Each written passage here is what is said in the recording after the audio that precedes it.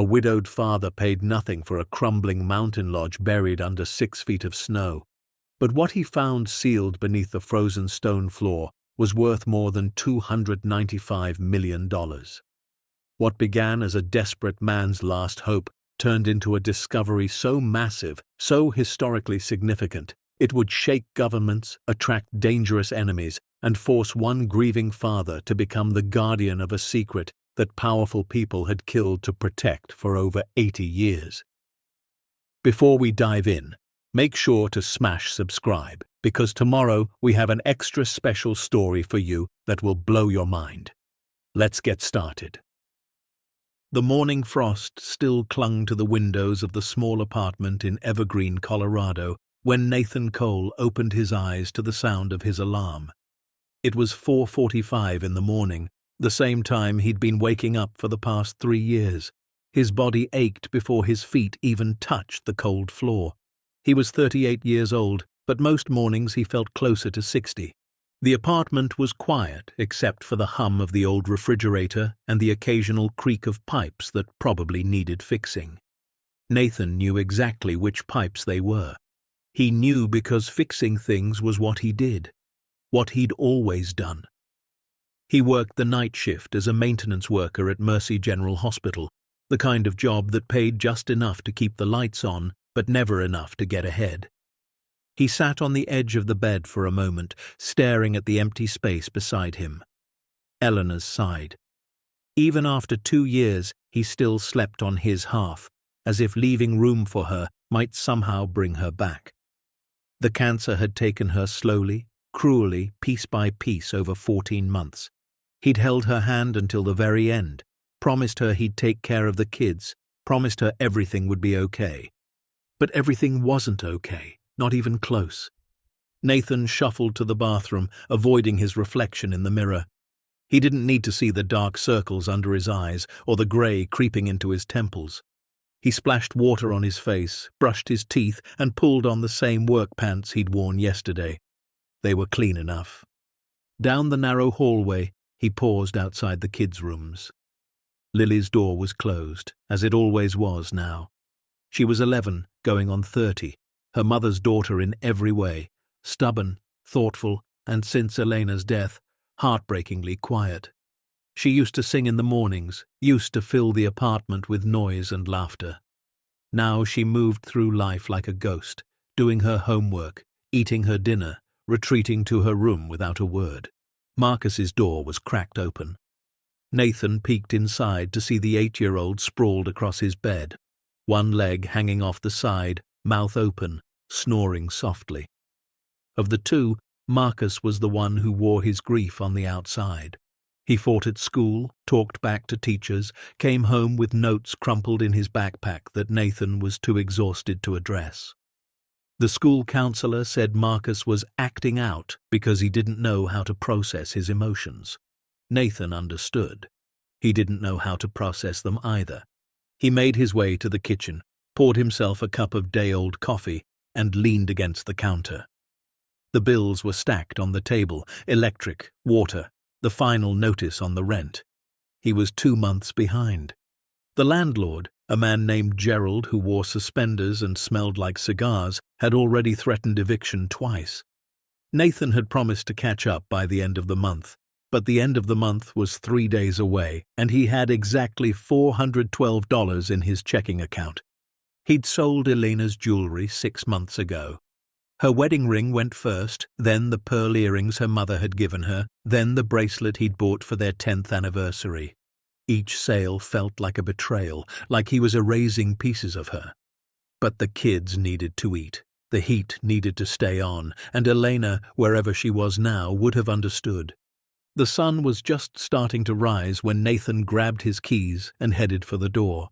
His truck, a 1997 Ford F-150 with rust eating through the wheel wells and a transmission that groaned every time he shifted, sat in the parking lot like a tired old soldier refusing to die.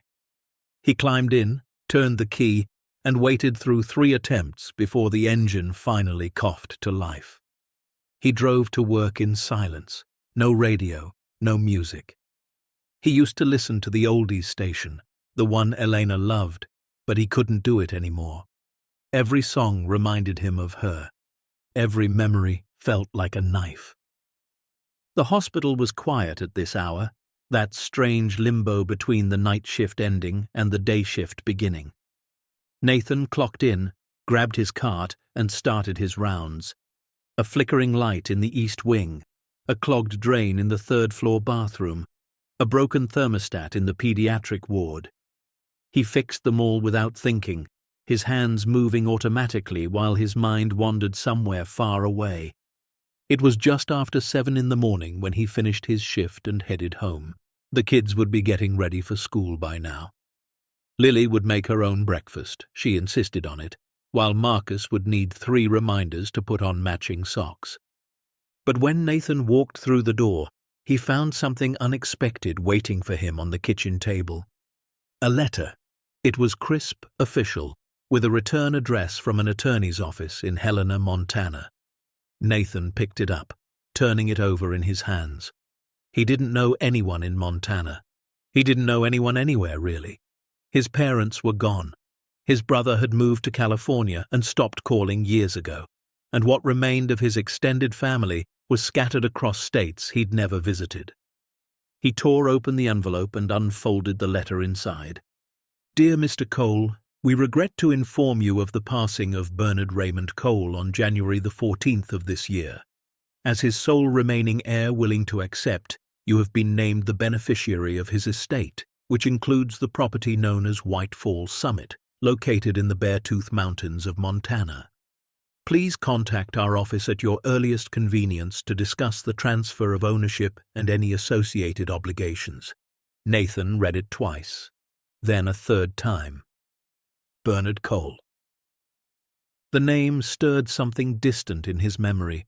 A conversation overheard at a family reunion when he was a boy, whispers about the crazy uncle who'd disappeared into the mountains and never come back.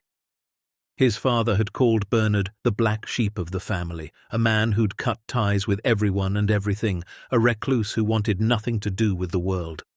Nathan had never met him, never even seen a photograph, and now, apparently, he was inheriting something from him. He set the letter down and rubbed his temples. This had to be some kind of joke or a scam. People didn't just inherit property from relatives they'd never known. But the letterhead looked real. The attorney's name checked out when he searched it on his phone, and when he called the number listed at the bottom, a woman with a kind voice confirmed everything. Mr. Cole, yes, we've been trying to reach you for several weeks. Your great-uncle Bernard passed away in his sleep.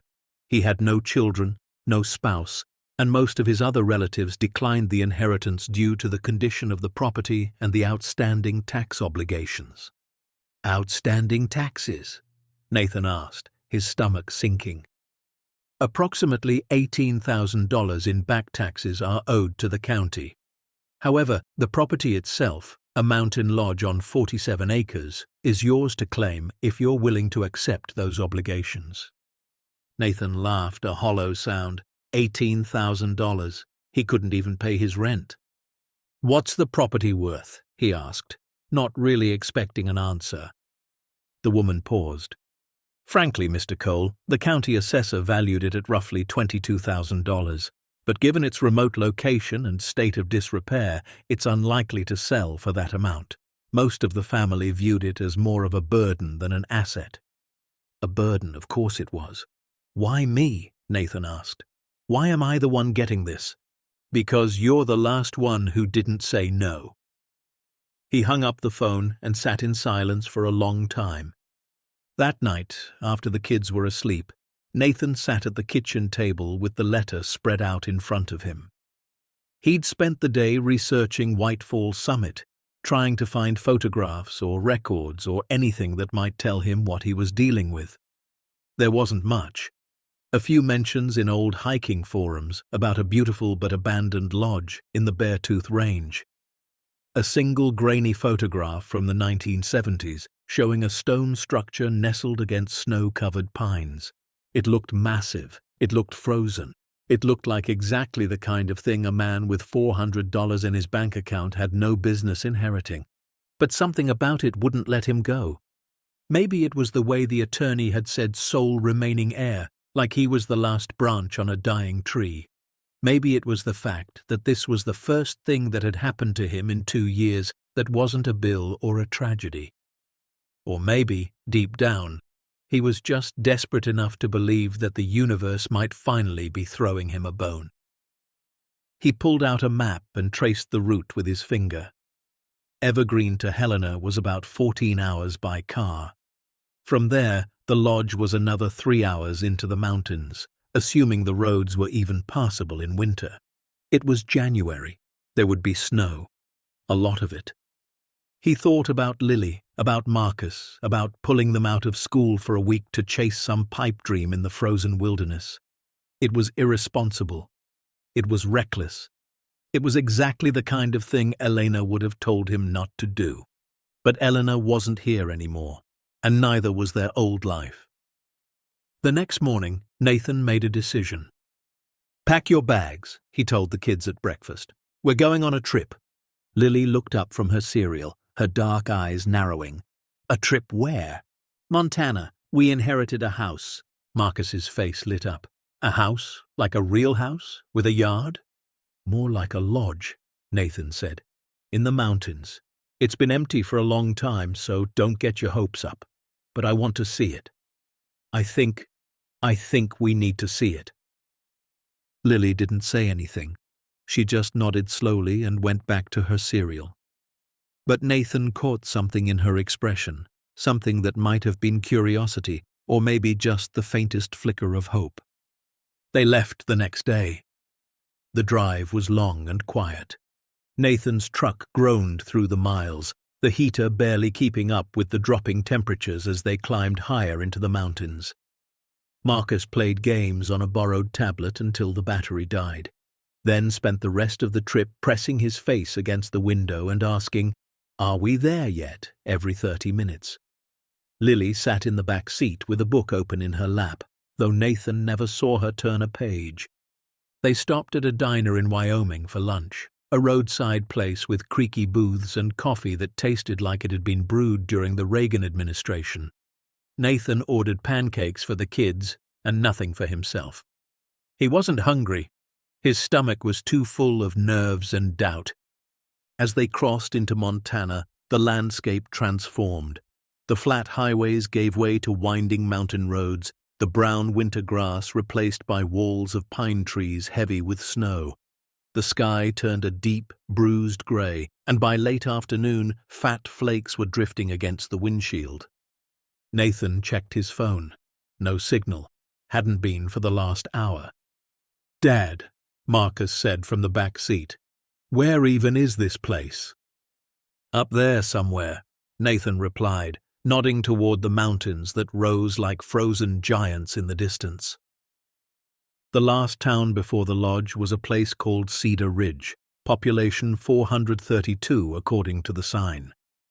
It was less a town and more a collection of buildings clinging to the edge of the wilderness, a general store, a gas station, a small diner, and a post office that looked like it hadn't been updated since 1950. Nathan stopped at the general store to ask for directions. The woman behind the counter, grey-haired and wrapped in a thick wool sweater, looked at him like he'd just asked for directions to Mars. "Whitefall Summit. Nobody's been up there in 40 years. Road's probably buried under 6 feet of snow by now." "Is it passable at all?" Nathan asked. She shrugged. "With chains and a prayer, maybe? You got family up there?" "I guess I do now." She studied him for a long moment, then handed him a hand-drawn map. "Follow the main road about 3 miles, then take the fork to the left. After that, you're on your own. And mister, if you get stuck up there, don't expect anyone to come looking. Cell service don't exist past the ridge." Nathan thanked her and headed back to the truck. The final stretch was brutal. The road narrowed to a single lane, barely visible under the snow. Nathan drove at a crawl, hands white-knuckled on the steering wheel, while the truck's tires struggled for traction on the icy incline. Twice he felt the back end start to slide, and twice he held his breath until the wheels caught again. And then, just as the sun began to sink below the tree line, He saw it. Whitefall Summit emerged from the snow like a forgotten castle. It was massive, far bigger than he'd imagined. 3 stories of stone and timber, with a broad front porch that stretched the entire length of the building. The windows were boarded. The roof sagged under the weight of accumulated snow. Ice hung from the eaves in jagged curtains, and everywhere, there was silence. "Is that it?" Marcus whispered from the back seat, his voice uncharacteristically small. "Yeah," Nathan said quietly. "That's it." They sat in the truck for a long moment, staring at the structure before them. It looked less like a home and more like a tomb. Lily finally spoke. "It's huge." "It's a mess," Nathan replied, though he couldn't deny she was right. Even in its decrepit state, the lodge was impressive. The stonework was intricate, clearly hand-laid by someone who knew what they were doing. The timber beams, though weathered, looked solid, and despite the snow and neglect, there was something about the place that felt intentional, like it had been built to last, like it was waiting for someone. Nathan killed the engine and stepped out into the cold.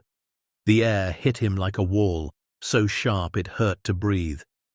He pulled his coat tighter and made his way toward the front porch, his boots crunching through snow that came up past his knees. The front door was locked, but the key the attorney had sent fit perfectly. The lock groaned in protest, frozen by decades of disuse, but eventually it gave way. Nathan pushed the door open and stepped inside. The interior was a time capsule. Dust lay thick on every surface, muffling his footsteps as he moved through the entryway. The air smelled of old wood and something else, something faintly metallic that he couldn't place. Sheets covered the furniture like ghosts frozen mid-haunt. A massive stone fireplace dominated the main room, its hearth cold and dark. But what struck Nathan most was the silence. Not just quiet, silence. The kind of silence that felt alive, like the lodge itself was holding its breath. "Can we come in?" Marcus called from outside, his voice shattering the stillness. "Yeah," Nathan said, shaking off the strange feeling creeping up his spine. "Come on in. Let's get a fire going." It took nearly an hour to get the fireplace working. The chimney was partially blocked by a bird's nest, and the kindling Nathan found in a dusty pile by the hearth was damp with age. But eventually, flames began to lick at the old logs, and warmth started to creep back into the frozen room. They ate a cold dinner of sandwiches Nathan had packed before leaving, huddled on a moth-eaten couch they'd uncovered near the fire. Marcus fell asleep first, curled into a ball with his jacket as a blanket. Lily lasted a little longer, but eventually her eyes grew heavy and she drifted off with her head against Nathan's shoulder. Nathan didn't sleep, couldn't sleep. Once the kids were settled, he grabbed his flashlight and began to explore. The lodge was even larger than it appeared from outside. The main floor held a great room, a formal dining area, a kitchen with an ancient cast-iron stove, and a study-lined floor-to-ceiling with dusty bookshelves. The second floor contained 6 bedrooms, each frozen in time with furniture from another era, 4-poster beds, porcelain wash basins, and wardrobes filled with moth-eaten clothes. But it was the photographs that stopped Nathan cold. They hung on the walls of the study, dozens of them arranged in careful rows, and they told a story he hadn't expected. Bernard Cole, the crazy hermit uncle, stood at the center of most of them. But he wasn't some wild-eyed recluse. In these pictures, he wore a crisp military uniform, standing beside men with medals on their chests. In others, he posed next to expensive automobiles, classics that even Nathan could recognize as priceless. And in one, he shook hands with a man in a suit outside what looked like a European cathedral, both of them smiling like they'd just accomplished something miraculous. Who the hell was this man? Nathan moved through the study, examining each photograph. There were images from what looked like World War II, scenes of bombed-out buildings and crated artwork being loaded onto trucks. There were letters in German, in French, in languages Nathan couldn't identify. And there were names, Famous names, names he recognized from history books, scrawled on the backs of photographs or typed on official-looking documents. This wasn't the home of a hermit. This was the archive of someone important, someone who had hidden himself away from the world for reasons Nathan couldn't begin to understand. And then he found the staircase. It was at the back of the house, behind a door that looked like a closet, but wasn't. A narrow set of stone steps descended into darkness below the main floor. Nathan hesitated at the top, his flashlight beam trembling slightly as it cut through the black. The air coming up from below was colder than the rest of the house, stale and ancient. Every instinct told him to wait until morning, to get the kids somewhere safe first, to think about this logically. But his feet carried him down anyway. The steps ended in a basement level that stretched beneath the entire footprint of the lodge. Most of it was storage, old furniture, crates of forgotten supplies, machinery covered in canvas tarps. But at the far end, separated from the rest of the space, stood a door unlike any of the others. It was reinforced steel, set into a stone frame that looked like it had been carved directly into the mountain itself. The lock was industrial, heavy, frozen solid with decades of cold. Nathan tried to open it, pulled with everything he had. But it wouldn't budge. He stood there in the darkness for a long time, staring at that door, feeling its weight, its purpose, its silence. Whatever was behind it, Bernard Cole had gone to extraordinary lengths to protect it, and now, for better or worse, it belonged to Nathan. He climbed back upstairs as dawn was beginning to break, his mind spinning with questions he couldn't answer. The kids were still asleep by the fire, their faces peaceful in the golden light. He watched them for a moment, feeling the weight of responsibility settle over him like a heavy coat. This was supposed to be a burden, a worthless inheritance from a man nobody remembered. But as Nathan stood in that ancient lodge, surrounded by photographs of a life he didn't understand and a locked door that whispered of secrets, he knew in his gut that nothing about this was worthless. It was almost noon when Lily found the journal. She'd been exploring the study while Nathan tried to coax the old wood stove in the kitchen back to life. Marcus was outside building a snow fort, his earlier disappointment forgotten in the simple joy of packing powder into walls. "Dad!" Lily's voice carried through the dusty halls, strange and tight. "You need to see this." Nathan set down the rusted poker and made his way to the study. Lily stood by one of the bookshelves, holding a leather-bound journal that looked older than the lodge itself. It was open in her hands, and something small and metallic glinted in the spine. A key, brass, tarnished with age, but unmistakably intentional. "It was hidden in here," Lily said quietly. "In the binding." Nathan took the journal from her hands and looked at the page she'd been reading. The handwriting was cramped, hurried, as if whoever wrote it had been racing against time. The entry was dated December the 23rd, 1983. "If you've found this, then you're the one meant to finish what I started. Your family, or close enough, or maybe just someone desperate enough to claim what nobody else wanted. Either way, the burden is now yours. Go below. Find the door." I could not bring myself to open again, see the truth that has kept me prisoner in these mountains for 40 years. And for God's sake, protect it. The world was not ready then. I do not know if it is ready now, but it cannot stay hidden forever. Some secrets are too heavy for one man to carry to his grave. With faith and fear, Bernard. Nathan read it 3 times. Lily watched him, her eyes wide and searching. "Dad, what does it mean?" Nathan looked at the brass key in his palm. It was warm despite the cold, like it had been waiting for this moment. "I think it means," he said slowly, "that whatever your great-great-uncle was hiding down there, he wanted someone to find it." He closed his fingers around the key, and somewhere deep below the frozen lodge, a secret that had slumbered for decades stirred in the darkness, waiting to be awakened. Nathan stood at the top of the basement stairs, the brass key heavy in his palm, his heart hammering against his ribs like it wanted to escape.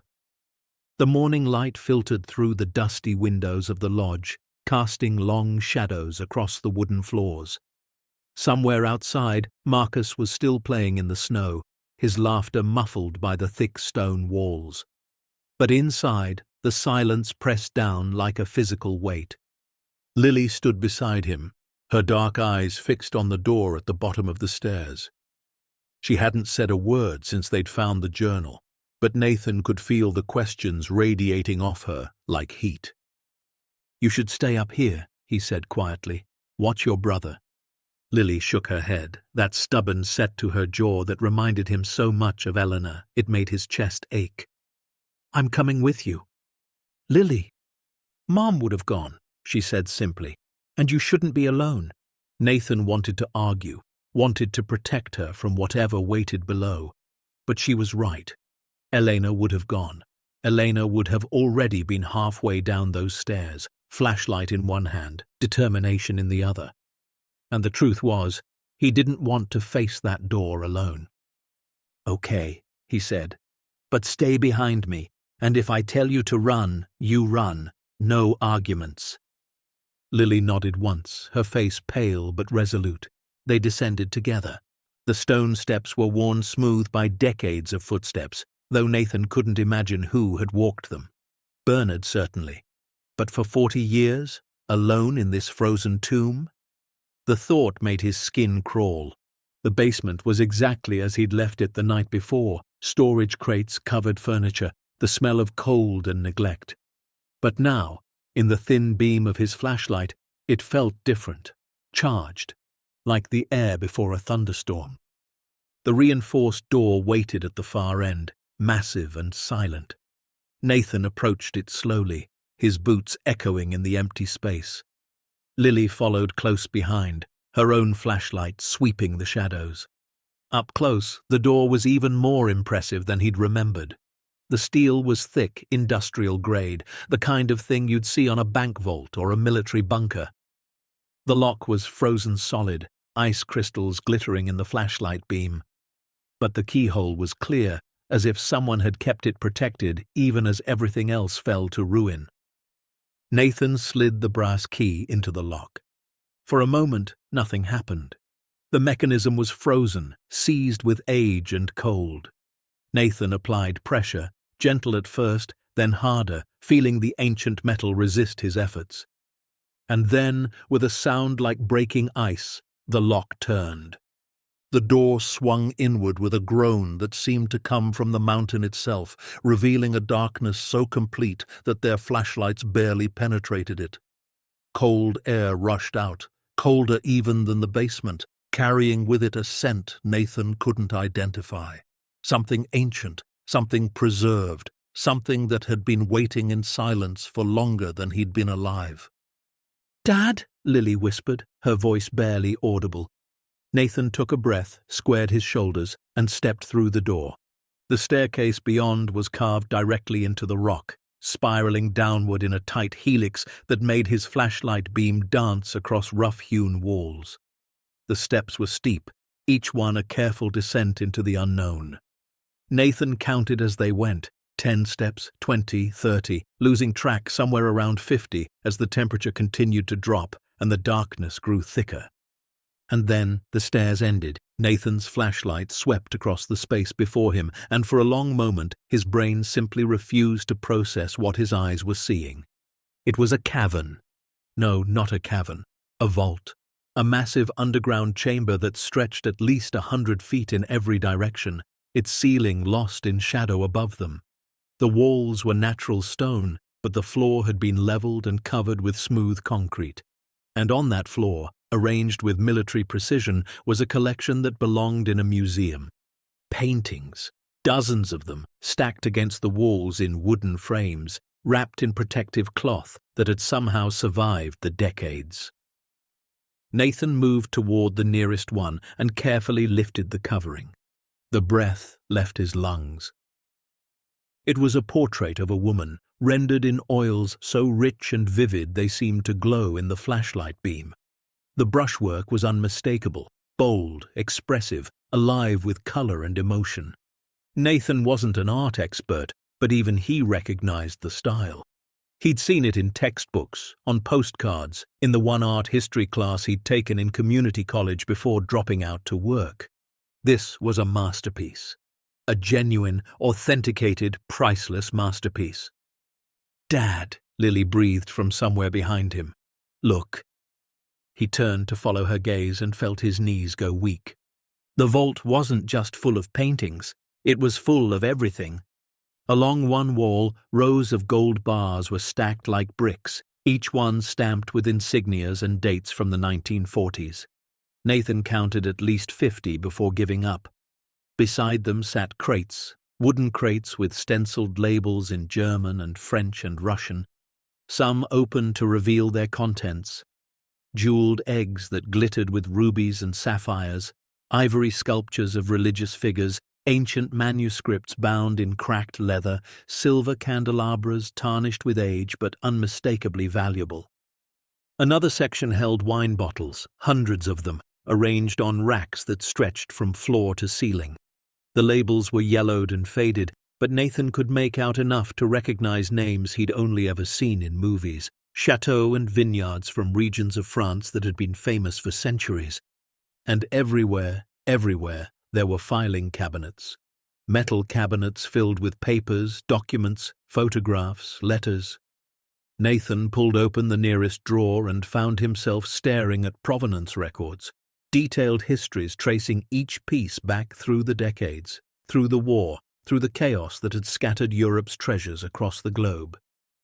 "This can't be real," he whispered, but it was. It was all real. Lily moved through the vault like she was walking through a dream, her flashlight illuminating treasures that nations had mourned as lost. She stopped in front of a painting larger than she was tall, a landscape of rolling hills and distant mountains, rendered in colors so pure they seemed to pulse with life. "I've seen this before," she said quietly. "In my art history book. They said it was destroyed in the war." Nathan joined her, staring at the canvas. His mind was racing, trying to calculate, trying to comprehend, but the numbers were too big, the implications too vast. "How much is all this worth?" Lily asked, her voice small and strange in the echoing space. Nathan shook his head slowly. "I don't know. Millions, hundreds of millions, maybe. 295,412,000 and change, give or take." The voice came from behind them. Nathan spun, his flashlight sweeping the darkness, his heart slamming against his ribs, but there was no one there. Just shadows and silence, and the faint echo of words that seemed to have come from the walls themselves.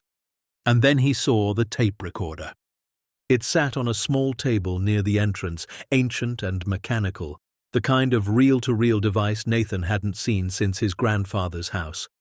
It must have been triggered when they opened the door, a message left by someone who knew, eventually, someone would come. Nathan approached it carefully. The tape was still spinning, the speakers crackling with age. "If you're hearing this, then you've found what I spent my life protecting. My name is Bernard Raymond Cole. I was a private first class in the United States Army during the Second World War, assigned to a unit that most people have never heard of. We called ourselves the Monuments Men." Nathan's breath caught. He'd heard that term before, vaguely, in some documentary Elena had watched years ago. Soldiers who'd risked their lives to save art from the Nazis. "Our mission was simple," Bernard's voice continued, thin and reedy with age but perfectly clear. "Find the treasures that Hitler's forces had stolen from across Europe and return them to their rightful owners. We raided salt mines, castles, bunkers. We found millions of pieces. Paintings, sculptures, artifacts that belonged to families, to churches, to nations, and we did our best to send them home." The tape hissed and popped. But the war didn't end when Germany surrendered. The Soviets were coming, and they wanted everything we'd found. Entire collections that should have gone back to France, to Belgium, to Poland. They would have been seized, shipped to Moscow, lost forever behind the Iron Curtain. Bernard's voice grew heavier, weighted with decades of memory. Some families trusted us. They came to us in secret, begged us to hide their treasures until it was safe. They gave us letters of authority, provenance documents, keys to vaults their own governments didn't know existed.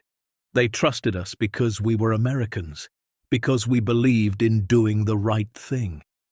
A long pause. Nathan could hear Bernard breathing on the recording, the sound of an old man wrestling with ghosts.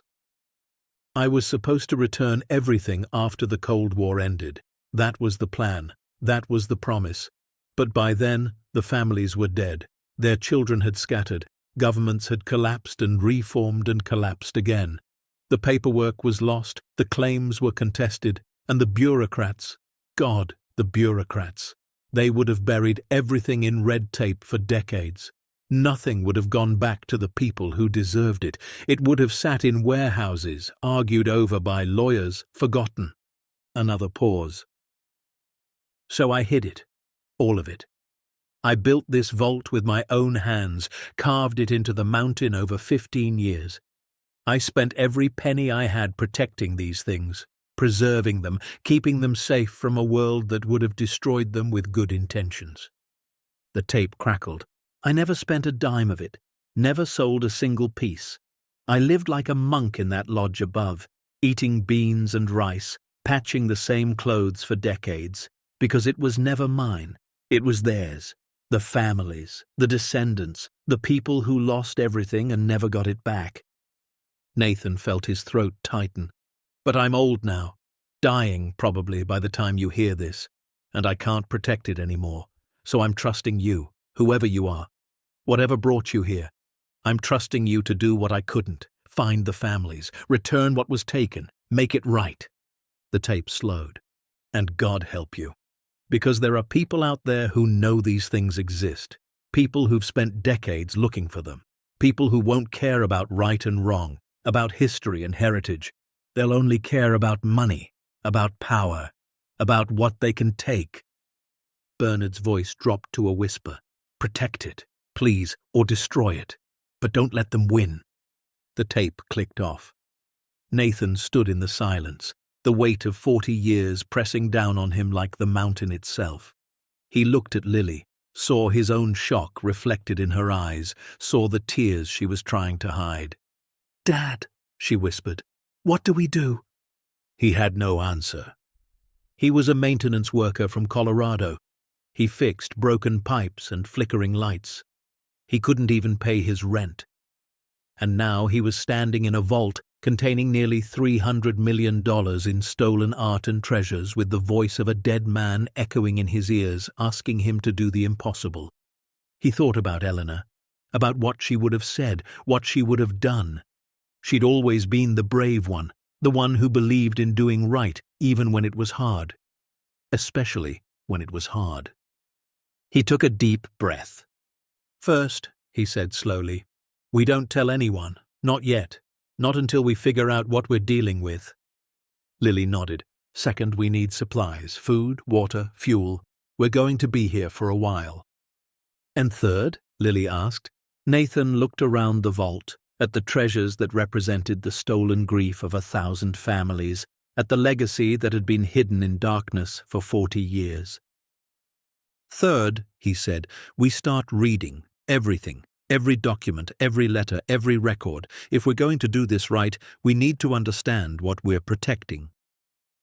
They spent the rest of that day in the vault, sorting through filing cabinets and reading documents by flashlight. Nathan's eyes burned with exhaustion, but he couldn't stop. Every page revealed new depths to Bernard's story. Letters from families in Austria and France and Poland begging him to keep their treasures safe. Manifests listing hundreds of items, each one traced back through centuries of ownership. Photographs of smiling faces beside paintings that now hung in the darkness below a mountain lodge in Montana. These weren't just objects. They were memories.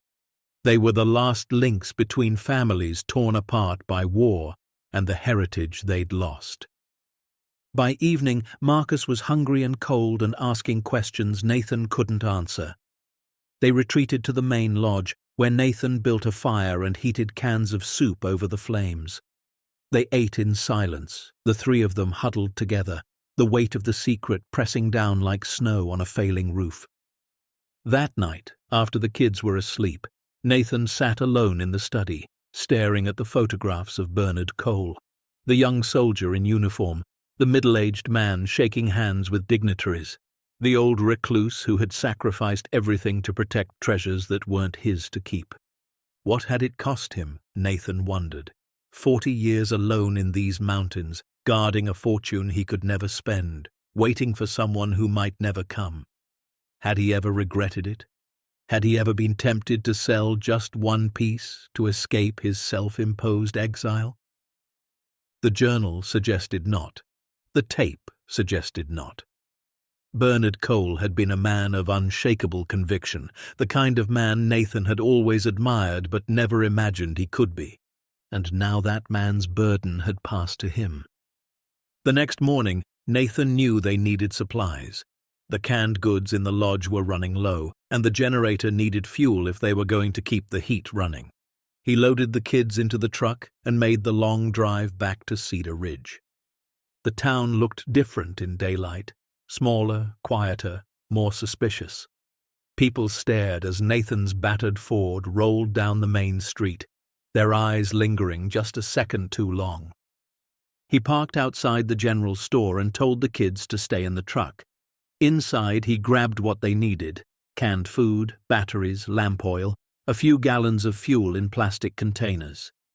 The woman behind the counter watched him with the same wary expression she'd worn when he first arrived. "Staying a while, then?" she asked. "Fixing up the lodge," Nathan replied, keeping his voice neutral. "Lot of work to do." She nodded slowly, not quite believing. "You be careful up there. That property's got a reputation." "What kind of reputation?" She shrugged. People used to come looking for old Bernard back in the 80s, men in suits driving fancy cars. They'd ask questions, poke around, then they'd leave, looking real unhappy. Happened every few years for a while. Then it stopped. Nathan felt a chill that had nothing to do with the cold. Men in suits? Collectors, they said. Antique dealers. Something like that. She gave him a long look. "You find anything interesting up there?" "Just dust and memories," Nathan said, forcing a smile. He paid in cash and headed for the door, but as he stepped outside, he stopped. A black SUV sat across the street, sleek and expensive, utterly out of place in this forgotten mountain town. And leaning against it, watching him with eyes that seemed to calculate his worth in a single glance, was a man in a dark wool coat. The man smiled. It didn't reach his eyes. Nathan loaded his supplies into the truck, keeping his movements casual, his expression blank. But his heart was racing, and the hair on the back of his neck was standing straight up. "Nice truck," the man called out. 1997 F-150, right? Those are classics." Nathan didn't respond. He climbed into the driver's seat and started the engine. The man pushed off from the SUV and walked closer, his hands in his pockets, his smile never wavering. He stopped a few feet from Nathan's window, close enough to be heard but far enough to seem unthreatening. "I hear you inherited the old Cole property," the man said. "Whitefall Summit. Beautiful piece of land." "Who told you that?" The man shrugged. "Small town. Word travels." He extended a hand through the open window. "Victor Harlan. I'm a collector of sorts. Antiques, mostly. Estate pieces. The kind of things that end up forgotten in old houses." Nathan didn't take the hand. "The house isn't for sale." Victor's smile flickered just for a moment. "Everything's for sale, Mr. Cole. It's just a matter of finding the right price." He reached into his coat and produced a business card, placing it on Nathan's dashboard. "I'm prepared to offer you $50,000 for the property. Cash. No inspections, no questions, no waiting. You could be back in Colorado by tomorrow night." $50,000. It was more money than Nathan had seen in years. It could pay off his debts, get his family into a real house, give his kids the stability they deserved.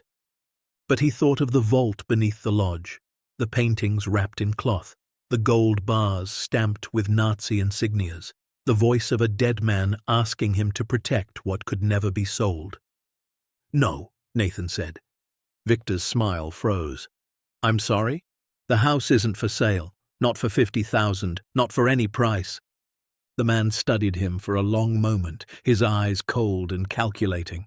Then the smile returned, though it looked different now, sharper, more dangerous. "That's a shame," Victor said softly. "I had hoped we could do this the easy way." "There is no this," Nathan replied. "I'm a guy who inherited a broken-down lodge. That's all there is." Victor leaned closer, his voice dropping to a whisper. "We both know that's not true, Mr. Cole. We both know there's something special about that property, something your great-uncle spent 40 years protecting." He straightened, adjusting his coat. "I've been looking for what's hidden up there since 1989. That's 36 years, longer than you've been married, longer than your children have been alive. What happens next will turn this night upside down, reveal a truth nobody expected, and remind us why sometimes the quietest voices carry the most power. Stay tuned to see what happens next. If you're enjoying the story, please like, share, and subscribe for more." Nathan's blood ran cold. This man knew. Somehow, impossibly, he knew. "I don't know what you're talking about," Nathan said, but his voice wavered. Victor chuckled. "Of course you don't. Not yet, but you will."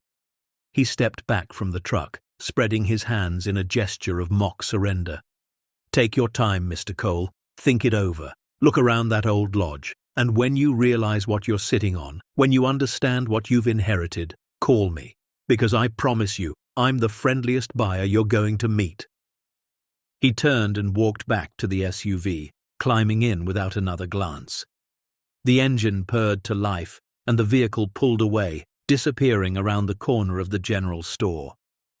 Nathan sat frozen behind the wheel, his hands shaking, his mind racing. "Dad!" Lily's voice came from the back seat. "Who was that man?" Nathan looked at his daughter in the rear-view mirror. Her face was pale, her eyes wide with fear she was trying to hide. "Nobody," he said, starting the truck. "Just someone who wanted something he can't have." The drive back to the lodge was silent. Nathan kept checking the mirrors, watching for the black SUV, but the road behind them stayed empty.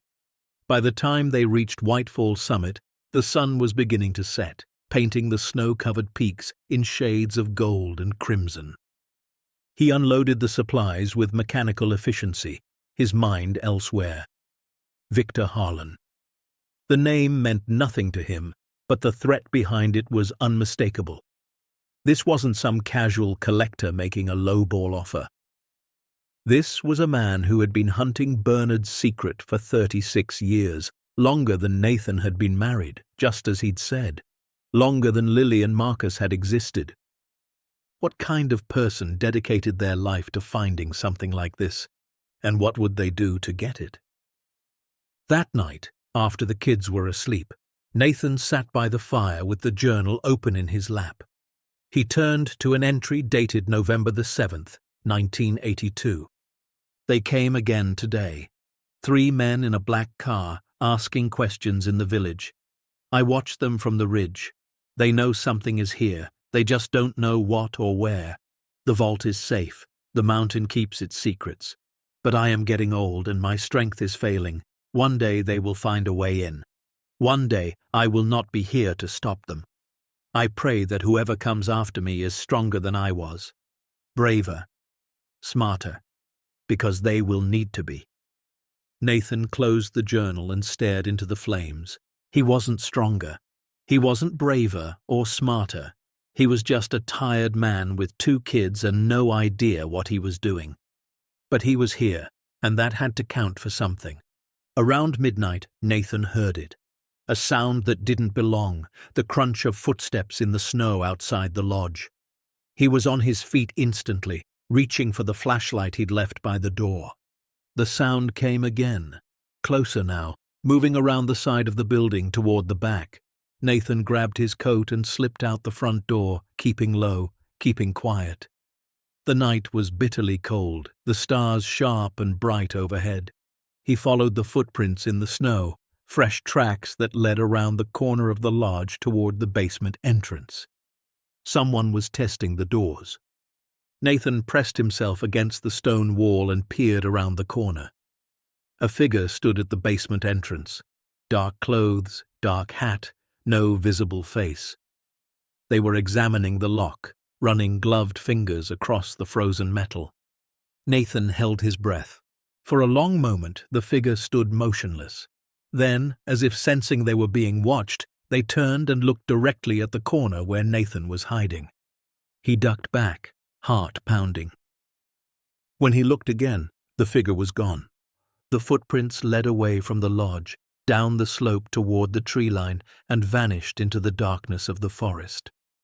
Nathan followed them as far as he dared, but the tracks disappeared where the snow gave way to frozen earth and rock. Whoever they were, they knew the terrain, they knew how to move without being seen, and they knew about the basement. Nathan returned to the lodge and checked every lock, every window, every possible point of entry. The kids were still asleep, oblivious to the danger that had circled so close. He sat in a chair by the door until dawn, his grandfather's hunting rifle across his knees, the only weapon he'd found in the lodge's storage. He didn't sleep. The next morning, Nathan made a decision. They couldn't stay here alone. Not with Victor Harlan and whoever else was watching. Not with the weight of $295 million in stolen art sitting beneath their feet. He needed help, real help, the kind that came with badges and authority. But he also knew he couldn't trust just anyone. Bernard's journal had warned him about bureaucrats, about the people who would bury everything in red tape and good intentions. If Nathan went to the wrong authorities, the collection could disappear into government warehouses, argued over by lawyers for decades, while the families who deserved it got nothing. He needed someone who understood both the law and the stakes. Someone who would fight for the right outcome, not just the easy one. He thought about the woman in Cedar Ridge, the one who'd sold him the supplies. She'd mentioned that people used to come looking for Bernard, men in suits, driving fancy cars. And she'd said something else, too, that it happened every few years and then it stopped. Why did it stop? Maybe because someone scared them off. Maybe because Bernard finally found a way to disappear completely. Or maybe because someone local started watching out for him, making sure the outsiders never got too close, someone like a sheriff or a lawyer. Someone who knew the mountains and the people who lived in them. Nathan made a mental note to ask around when he went back to town, carefully, quietly, the way Bernard would have done it. But first, he had to secure the vault. Had to make sure that whoever was testing the locks last night couldn't find their way in. He spent the morning reinforcing the basement door, adding bolts and chains from the lodge's storage. It wasn't much, but it was something. Lily helped, holding tools and passing supplies, her face set with a determination that made Nathan's heart swell with pride and break with fear. She was 11 years old.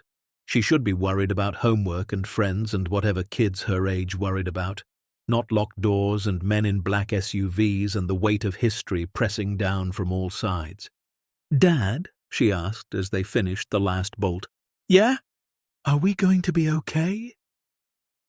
Nathan looked at his daughter, at the bravery in her eyes and the fear she was trying to hide. He thought about Elena, about what she would have said, how she would have found the words to make everything feel safe and possible. "I don't know," he admitted, "but I'm going to do everything I can to make sure we are." Lily nodded slowly. "Okay." "Okay? If you're going to fight for us," she said, "then I'm going to fight too." Nathan pulled her into a hug, holding on tight, breathing in the scent of her hair. The same shampoo Elena used to buy, the same smell that filled the apartment on Saturday mornings when they were all together and the world made sense. "We're a team," he whispered. "Always." "Always," Lily agreed. They stood like that for a long moment, father and daughter, bound together by love and loss and the impossible responsibility that had fallen into their laps. Then Nathan straightened, wiped his eyes, and looked toward the basement door. "Come on," he said. "We've got work to do." Because somewhere out there, Victor Harlan was watching. Somewhere in the darkness, footsteps were circling, and somewhere deep beneath the frozen lodge, $295 million in secrets waited for the world to remember they existed. Nathan Cole had never asked to be a guardian, had never wanted to be a hero. But standing there in the cold mountain silence, with his daughter beside him and his son playing in the snow outside, he realized something that Bernard Cole had understood 40 years ago. Some burdens don't wait for you to be ready. You just carry them, or they crush you. And Nathan was done being crushed. The morning after the footsteps in the snow, Nathan drove back to Cedar Ridge with a purpose he hadn't felt in years. The kids stayed at the lodge. Lily insisted she could watch Marcus for a few hours, and Nathan was beginning to trust that stubborn streak of hers. She was growing up faster than he wanted, faster than Eleanor would have allowed. But Eleanor wasn't here, and survival had a way of aging people overnight. The town looked different in the pale morning light, quieter, more suspicious. Nathan parked outside the small building that served as Cedar Ridge's legal office, a converted house with a hand-painted sign that read Whitmore Law, Estate and Property. He'd seen the name on a flyer at the general store, and something about the simplicity of it felt right. The woman who answered the door was not what he expected. Grace Whitmore was in her early 50s, with silver-streaked hair pulled back in a practical bun and reading glasses perched on her nose. She wore a flannel shirt under a wool cardigan, and her handshake was firm enough to suggest she wasn't someone who backed down easily. "Mr. Cole," she said, studying him with sharp blue eyes. "The man who inherited Whitefall Summit. I was wondering when you'd show up." "You know about me?" She smiled, a wry twist of her lips. 432 people in this town, Mr. Cole. A stranger shows up and claims the property that's been sitting empty for 40 years. Everyone knows about you." She led him into a small office cluttered with files and legal books, gesturing for him to sit in a worn leather chair across from her desk. "So," she said, settling into her own seat, "what brings you to my door? Let me guess. You want to know if the inheritance is legitimate, if the back taxes can be negotiated, if you can sell the property without dealing with the county assessor's office." "None of the above," Nathan said. Grace raised an eyebrow. Nathan took a breath.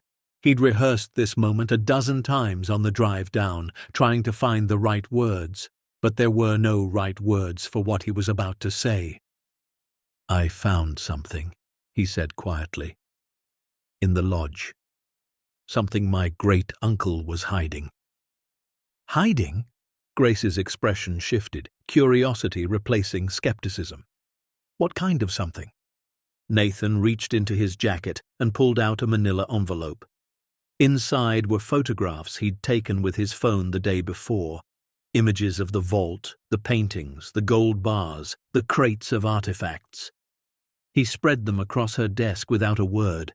Grace picked up the first photograph and went still. Then she picked up the second, the third. Her face grew paler with each image, her hands beginning to tremble. "Mr. Cole," she whispered, "where did you get these?" "There's a vault beneath the lodge, carved into the mountain. My great-uncle spent 40 years protecting what's inside." Grace set down the photographs and stared at him. "Do you have any idea what you're showing me?" "Some of it, not all." She picked up an image of one of the paintings, a portrait of a woman in a blue dress, rendered in rich, vivid oils. "This," she said, her voice unsteady, "is a Vermeer, or a perfect forgery of one. There are only 34 verified Vermeers in the entire world. If this is real—" "It's real," Nathan said. "They all are. My great-uncle was part of the Monuments Men, the soldiers who recovered art stolen by the Nazis during World War II. The families who owned these pieces trusted him to keep them safe until the war was over."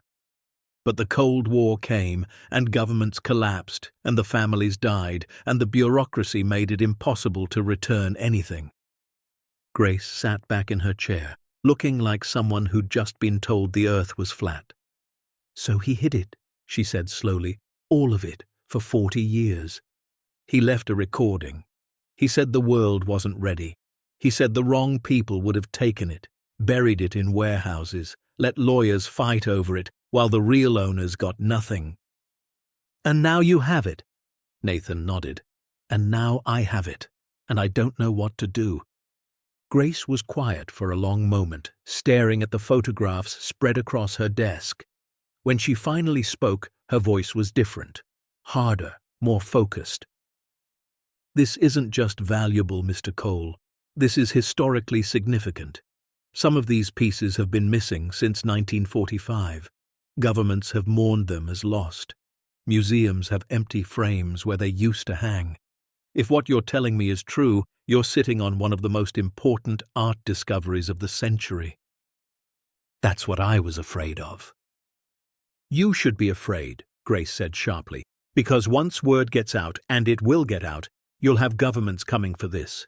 Museums, private collectors, insurance companies, and criminals. Lots and lots of criminals." "There's already someone," Nathan said. "A man named Victor Harlan. He approached me in town 2 days ago, offered $50,000 for the property.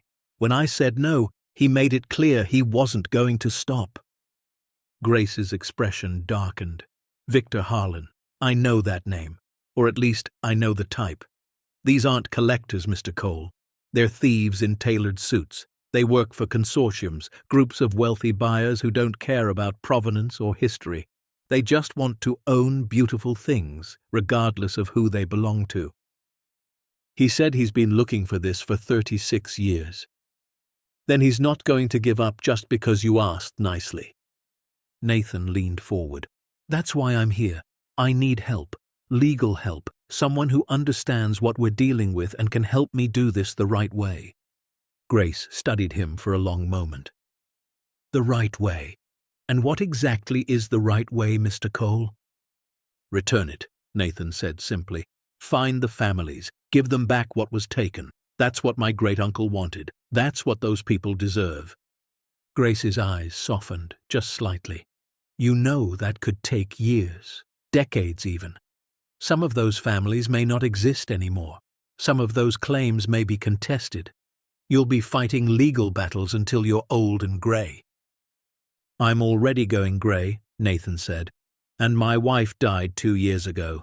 My kids are eating canned soup for dinner because I can't afford better.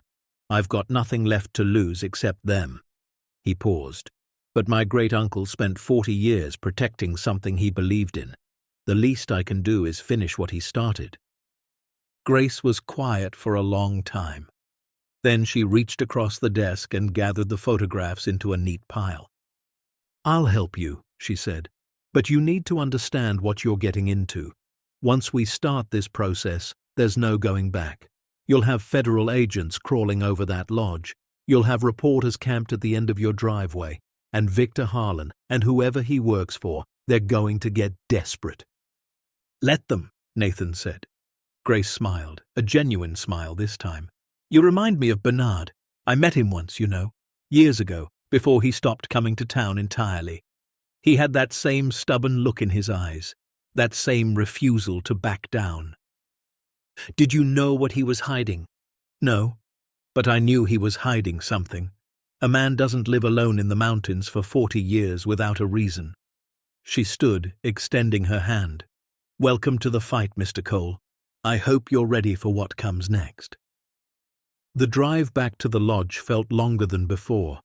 Nathan's mind was racing, turning over everything Grace had said, trying to calculate the risks and the costs and the 1,000 ways this could go wrong. But beneath the fear, something else was growing, something that felt almost like hope. He wasn't alone anymore. He had an ally, someone who understood the law, who knew the terrain, who believed in doing the right thing even when it was hard. It wasn't much, but it was a start. He was halfway up the mountain road when he saw the truck. It was old, a rusted pickup from the 80s stuck at an angle in a snowbank on the side of the road. The driver's door was open, and an elderly man in a thick wool coat was standing beside it, staring at the wheels with the frustrated expression of someone who'd been there for a while. Nathan slowed and rolled down his window. "Need some help?" The man looked up, his weathered face creased with suspicion. "You the one who bought the coal place?" "Inherited it. But yeah." The suspicion didn't fade, but something else flickered in the man's eyes. Curiosity, maybe, or calculation. "Name's Earl Dawson," he said. "Used to be sheriff around here, back when we had enough trouble to need one." Nathan killed the engine and stepped out. "Nathan Cole, let me take a look." It took 20 minutes and a fair amount of swearing, but between the two of them, they managed to rock the truck free from the snowbank and get it back on solid ground. By the end, Earl was looking at Nathan with something approaching respect.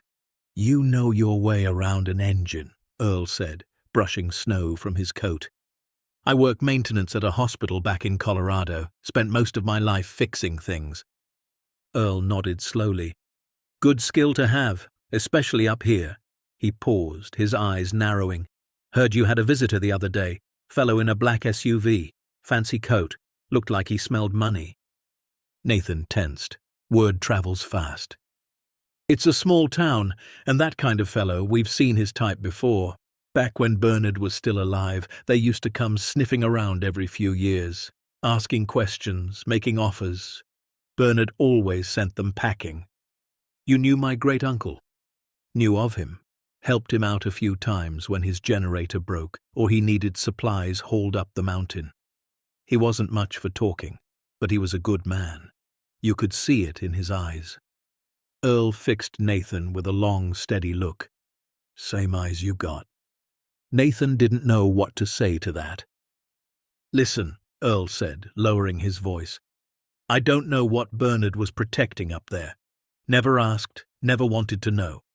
But I know trouble when I see it. And that fellow in the fancy coat, he's trouble, the kind that doesn't go away just because you ask nice. I'm beginning to figure that out." Earl reached into his truck and pulled out a pen and a scrap of paper, scribbling something down. "Here's my number. You need help, real help, you call me. I got a few friends around here who still know how to handle a rifle. We look out for our own in these mountains."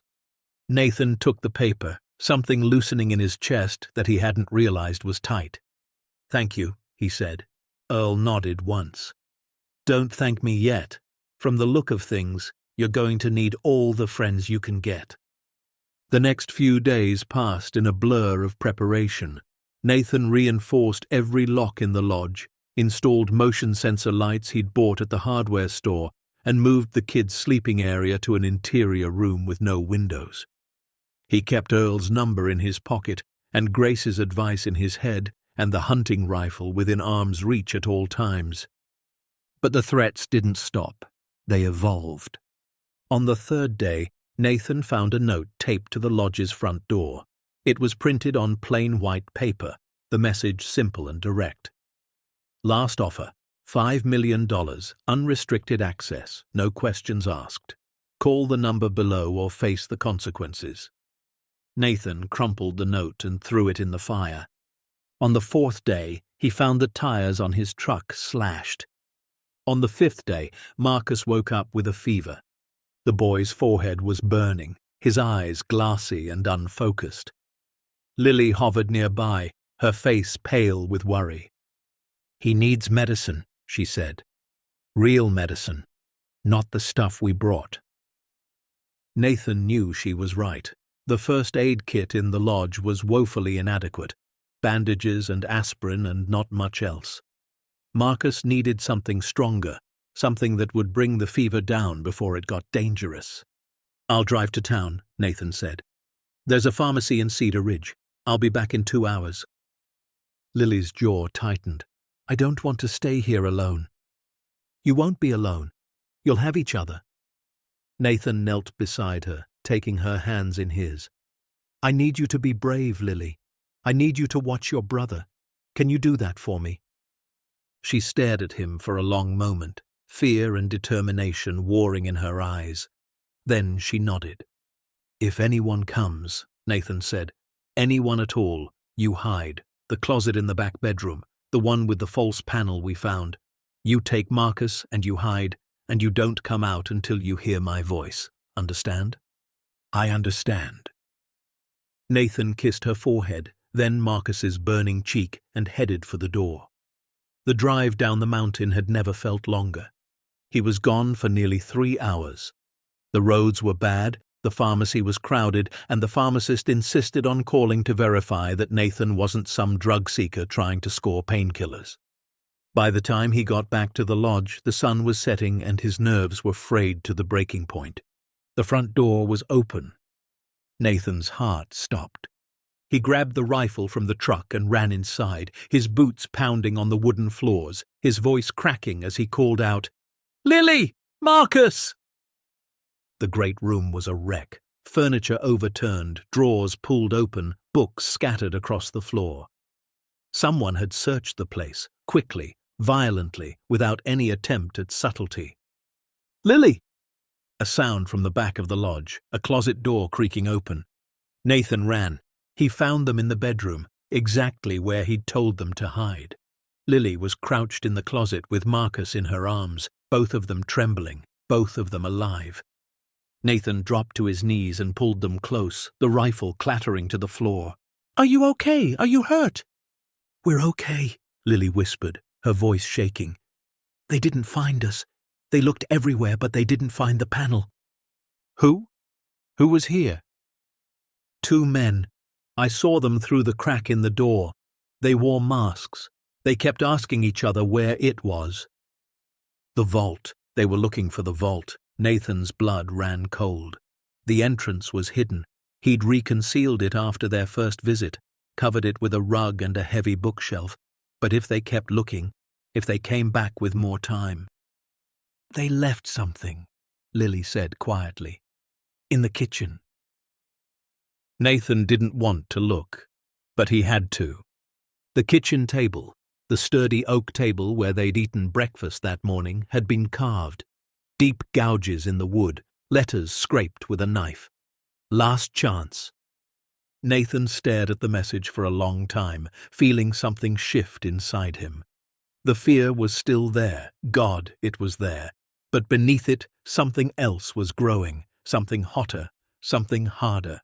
He thought about Eleanor, about the way she'd fought through 14 months of cancer, never complaining, never giving up. She'd been stronger than anyone he'd ever known, and she'd believed in him, even when he didn't believe in himself. He thought about Bernard, spending 40 years alone in these mountains, protecting treasures that weren't his, sacrificing everything for a principle the world had forgotten.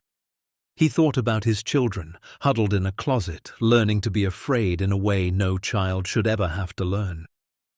And he made a decision. That night, after the kids were settled and the medicine had brought Marcus's fever down, Nathan sat with them by the fire. The carved table sat in the corner, a reminder of what they were facing. But he wasn't looking at the table. He was looking at his children. "Dad?" Marcus asked, his voice thin and tired. "Why didn't Uncle Bernard just sell everything and be rich?" Nathan was quiet for a moment, searching for the right words. "Because some things are more important than being rich," he said finally. "Uncle Bernard was protecting something that mattered to people, treasures that belonged to families who lost everything in the war, art that meant something, not just money, but memories, history, the last pieces of lives that were destroyed." "But he could have lived in a big house," Marcus pressed. "He could have had anything he wanted." "He had what he wanted," Nathan said. "He had purpose. He had something worth protecting." He looked at Lily, saw the understanding in her eyes. "That's more valuable than any amount of money." Lily was quiet for a long moment. Then she asked, "Is that what we're doing now, protecting it?" Nathan nodded slowly. "I think so, yeah." "Even though it's dangerous?" "Especially because it's dangerous. The world is full of people who want to take beautiful things and hide them away for themselves. Uncle Bernard spent his whole life fighting that. And now, he took a breath. Now it's our turn. Marcus snuggled closer, his fever-flushed cheek pressing against Nathan's arm. I don't want to fight. I'm tired. I know, buddy, I know. Nathan pulled him close. But sometimes fighting just means not giving up, not letting the bad guys win. Can you do that? Marcus nodded sleepily. Yeah, I can do that. Lily moved to Nathan's other side, leaning against his shoulder the way she used to when she was small, before grief had made her so careful with her affection. We're a team, she said quietly. Right, Dad? Right, Nathan agreed. Always. They sat together until the fire burned low, 3 souls bound by blood and loss and a stubborn refusal to break. The next morning, Nathan called Earl Dawson. I need help, he said. Real help. The kind you mentioned. An hour later, Earl's truck pulled up to the lodge. He wasn't alone. With him came 2 other men, a wiry veteran named Hank who'd served 3 tours in Vietnam, and a former park ranger named Joseph who knew these mountains better than anyone alive. They carried rifles and thermoses of coffee and the quiet competence of men who'd seen trouble before and weren't afraid of it. We'll take shifts, Earl explained, walking the perimeter of the lodge. 2 on, 1 off, round the clock. Anyone comes up that road who doesn't belong, we'll see them long before they see us. I can't pay you, Nathan said. Earl waved a hand. We're not asking for money. We're asking for something to do. Most of us have been waiting for a reason to matter again. You're giving us that. Nathan didn't know what to say. So he just nodded and shook Earl's hand and tried not to let the gratitude overwhelm him. That afternoon, he drove to Cedar Ridge with a different purpose. He'd asked Grace to set up a meeting, not at her office, but at the diner in the center of town, a public place where everyone could see. Victor Harlan was already there when Nathan arrived, sitting in a corner booth with a cup of coffee he hadn't touched. His smile was the same as before, confident, predatory, certain of victory. Mr. Cole, he said, as Nathan slid into the seat across from him. I was surprised to get your call. I thought we'd moved past civilized conversation. We have, Nathan said calmly. I just wanted to say this to your face. Victor's smile flickered. Say what exactly? Nathan leaned forward, his voice low but steady. I'm not selling, I'm not running, and if you or anyone you work for comes near my children again, you'll leave this mountain in a bag. Victor laughed, a sharp, dismissive sound. Is that a threat, Mr. Cole? From a hospital janitor with a borrowed rifle and a few old men for backup? He gestured toward the window, where Earl's truck was parked across the street, Hank and Joseph visible in the cab. You think that's going to stop what's coming? It's a start. There are people who've waited 80 years for that collection, Victor said, his voice dropping to a hiss. Powerful people, patient people. They've outlasted governments and wars and every obstacle the world has thrown at them. You think they're going to stop because some nobody from Colorado said no? Nathan met his gaze without flinching. Then tell them to come, he said. Tell them all to come, because I'm not Bernard. I'm not hiding in the mountains, waiting for someone to find me. I'm fighting, and I'm not going to stop until every piece in that vault is back where it belongs.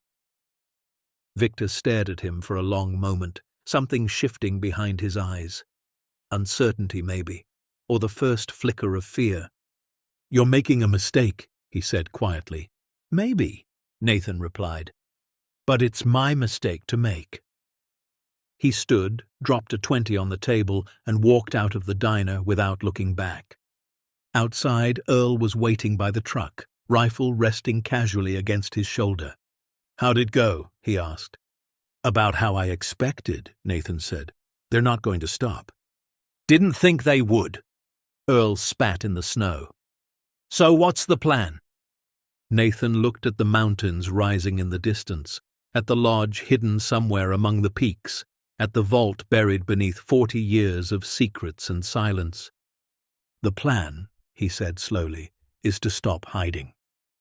That night, Nathan sat at the desk in Bernard's study, a phone pressed to his ear. "Grace, it's Nathan. I've made a decision." "I'm listening." "I want you to contact the FBI's art crime team, the Smithsonian, whatever international repatriation organizations handle this kind of thing.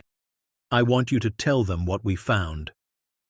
There was a pause on the other end of the line. "You're sure about this?" Grace asked. "Once we make those calls, there's no going back. This becomes a federal case, possibly international. Your life will never be the same." Nathan looked at the photographs on the wall.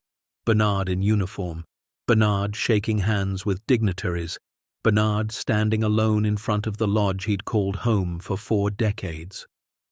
"My life changed the moment I found that vault," he said. "I'm just finally accepting it." "The vultures will come," Grace warned. "Harlan and his people, they'll get desperate.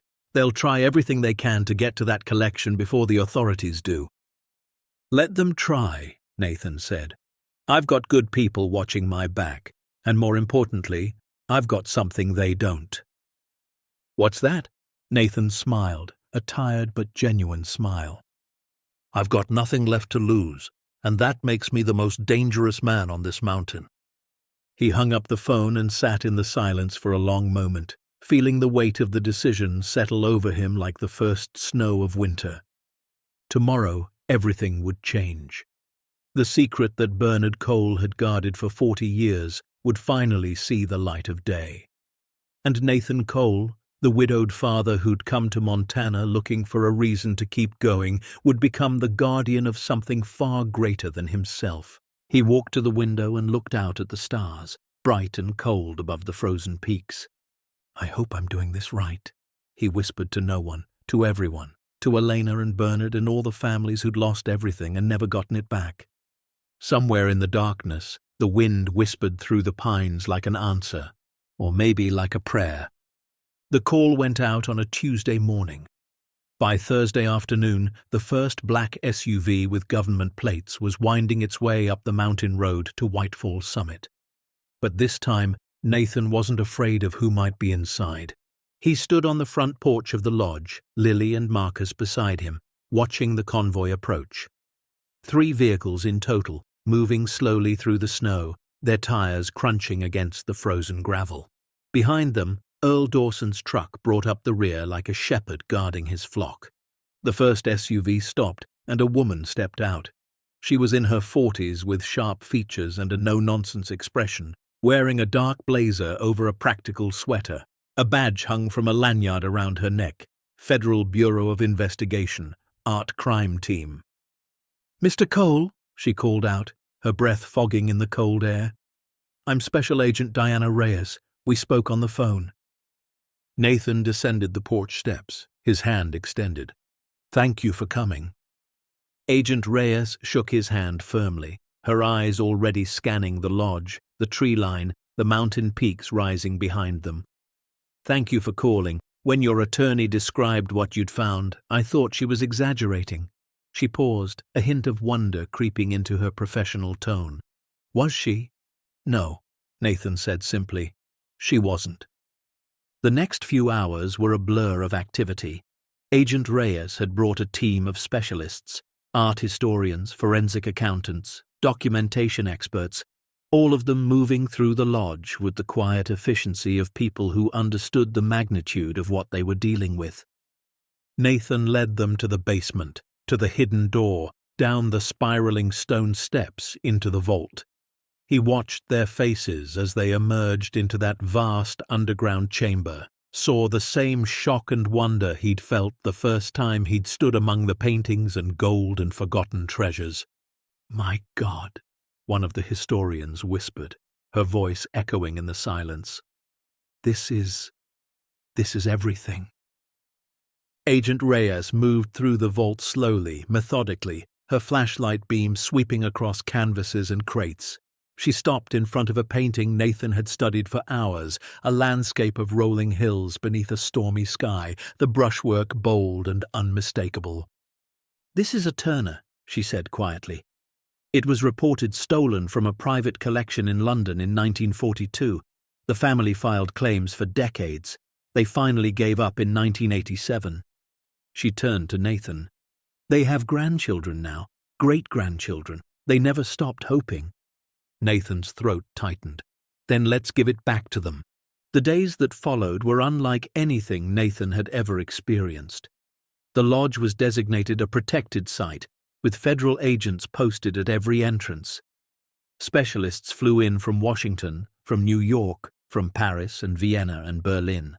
They catalogued everything, every painting, every artifact, every document, creating a record of Bernard Cole's 40-year guardianship.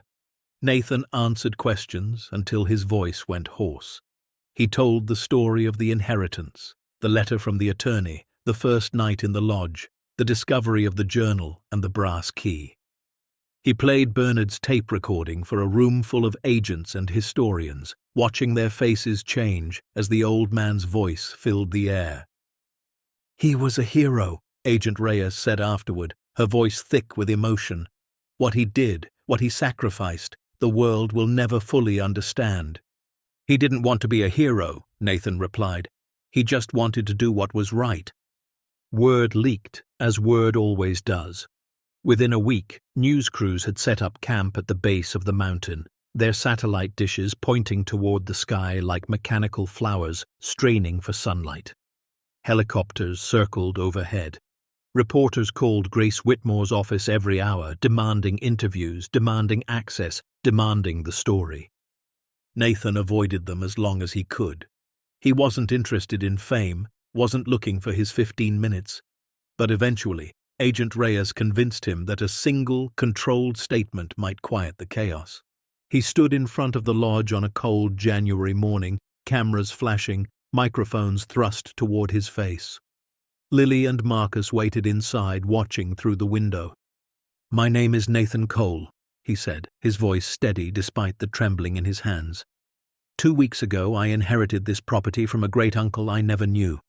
What I found inside, I'm still trying to understand it myself." He paused, gathering his thoughts. Bernard Cole was a monuments man.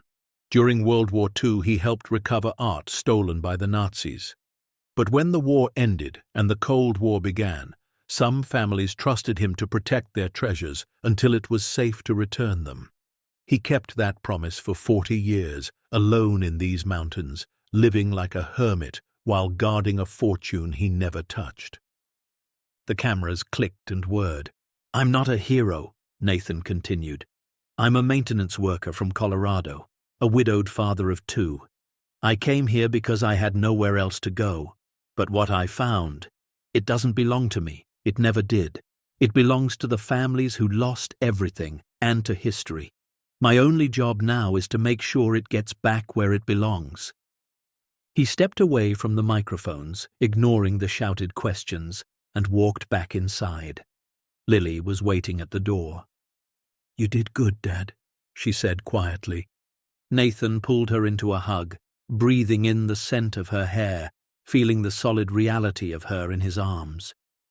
"I hope so," he whispered. "I really hope so." The repatriation process began 3 weeks later.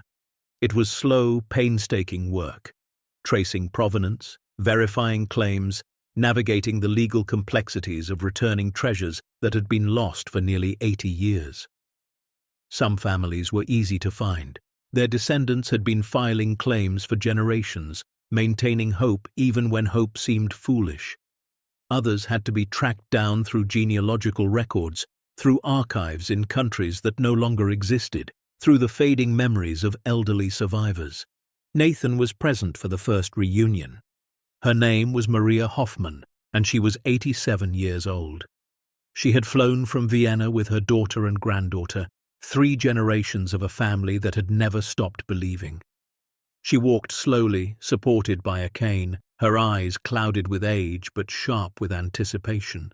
The painting was waiting for her in a specially prepared room at the lodge, a portrait of a young woman in a blue dress, painted in 1893 by an artist whose name had once graced the walls of Europe's finest galleries.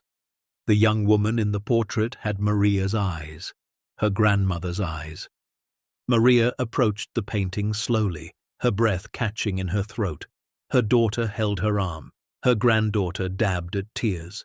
For a long moment, Maria simply stared. Then, with trembling fingers, she reached out and touched the frame, just barely, just enough to feel that it was real. "Großmutter," she whispered. "Grandmother." Nathan stood in the doorway, watching. He hadn't meant to intrude, but he couldn't look away. Maria turned to him, tears streaming down her weathered cheeks. She crossed the room slowly, her cane tapping against the wooden floor, and took his hands in hers. "Your uncle saved this," she said, her accent thick but her meaning clear. "And now you've given it back. God bless you. God bless you both." Nathan couldn't speak. His throat was too tight, his eyes too full. He just nodded and held her hands and let the tears fall without shame. That night, after Maria and her family had gone, Nathan sat alone in the study. The fire crackled in the hearth, casting dancing shadows across the walls. Bernard's photographs looked down at him, the young soldier, the middle-aged guardian, the old man who had given everything for a principle the world had forgotten. "I think I understand now," Nathan said to the empty room. "Why you stayed. Why you sacrificed so much." He thought about Elena, about the way she'd fought through her illness with grace and determination. She'd never complained, never asked why this was happening to her. She'd just focused on what mattered, on him, on the kids, on making every remaining day count. "You would have liked him," Nathan whispered. "Bernard. He was stubborn like you, believed in things even when it hurt." He closed his eyes and let the warmth of the fire wash over him. For the first time since Elena's death, he didn't feel alone. But the battle wasn't over. Victor Harlan and his consortium hadn't given up. They'd simply changed tactics. The lawsuits arrived in February, a blizzard of legal papers claiming everything from prior ownership to breach of contract. Victor's lawyers argued that certain pieces in the collection had been legally purchased during the war, that the provenance documents were forgeries, that Nathan had no standing to initiate repatriation without proper authorization. It was nonsense, of course. Grace Whitmore dismantled each claim with surgical precision, backed by federal prosecutors who had access to records Victor's consortium had never seen. But the delays were costly, the stress was enormous, and there were moments when Nathan wondered if he'd made a terrible mistake. "They're trying to wear you down," Grace told him during one of their late-night strategy sessions. "They know they can't win on the merits, so they're hoping you'll get tired and walk away." "I'm not walking anywhere," Nathan replied. "I know," Grace smiled. "That's what makes you different from the people they usually deal with." The breakthrough came in March, when federal investigators traced the consortium's funding to a network of black-market art dealers operating across 3 continents. Arrests were made in New York, London, and Zurich. Victor Harlan's name appeared on a list of unindicted co-conspirators, and suddenly his lawyers weren't returning anyone's calls. Nathan was called to testify before a federal grand jury in Washington. He flew out alone, leaving the kids with Grace and Earl, and spent 3 days answering questions in a wood-paneled room that smelled of old paper and nervous sweat. The prosecutor was a stern woman with silver hair and reading glasses. She asked about the inheritance, the discovery, the vault, the collection. She asked about Victor Harlan's threats, about the break-in, about the message carved into the kitchen table. "Mr. Cole," she said finally, setting down her notes, "you could have kept all of this hidden. You could have sold pieces quietly on the black market and made yourself very wealthy. Why didn't you?" Nathan thought about the question for a long moment. "Because it wasn't mine," he said simply. "I'm just a father who found something that didn't belong to him, so I gave it back." The room was silent. The prosecutor nodded slowly, something like respect flickering in her eyes. No further questions. Victor Harlan was indicted 3 weeks later on charges of conspiracy, art trafficking, and attempted extortion. The trial would take years, the lawyers said, but the outcome was never really in doubt. The man who had spent 36 years hunting Bernard Cole's secret would spend the rest of his life in prison. Nathan didn't celebrate. He felt no triumph, no satisfaction. He just felt tired, the bone-deep exhaustion of someone who had been fighting for too long. But somewhere beneath the fatigue, something else was growing. Something that felt almost like peace. Spring came late to the Beartooth Mountains, but when it finally arrived, the transformation was breathtaking. The snow receded, revealing meadows of wildflowers that stretched to the horizon. The pines shed their winter coats and stood tall and green against the brilliant blue sky, and the lodge, once buried and forgotten, emerged into the light like a butterfly from its chrysalis. Nathan stood on the front porch one morning, coffee in hand, watching his children play in the meadow below. Lily was teaching Marcus to identify wildflowers, pointing to each one and naming it with the confidence of someone who had been studying. Marcus was pretending to listen while simultaneously trying to catch a butterfly with his bare hands. They were different now, both of them.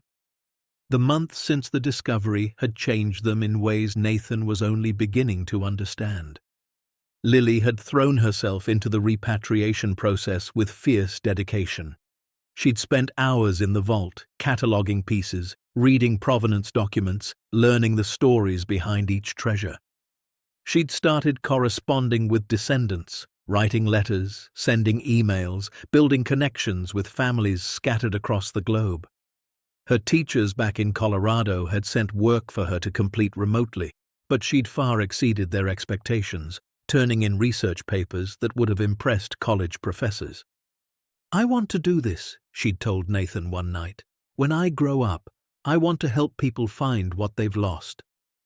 Marcus had changed too, though in different ways. The anger that had once driven him to fight at school, to talk back to teachers, had transformed into something constructive. He spent his afternoons with Earl, learning to fix engines and chop wood and navigate the mountain trails. He wanted to be a protector, he said, like Earl, like Hank, like the men who had stood guard while the bad guys circled. "You're already a protector," Nathan had told him. "You protected your sister when those men came. You were brave when it mattered." Marcus had beamed with pride, and for the first time in years he'd looked at Nathan not with frustration or confusion, but with pure, uncomplicated love.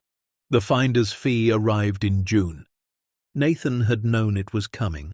Grace had explained the repatriation laws, the agreements with the recovered families, the percentage of appraised value that would be his by right.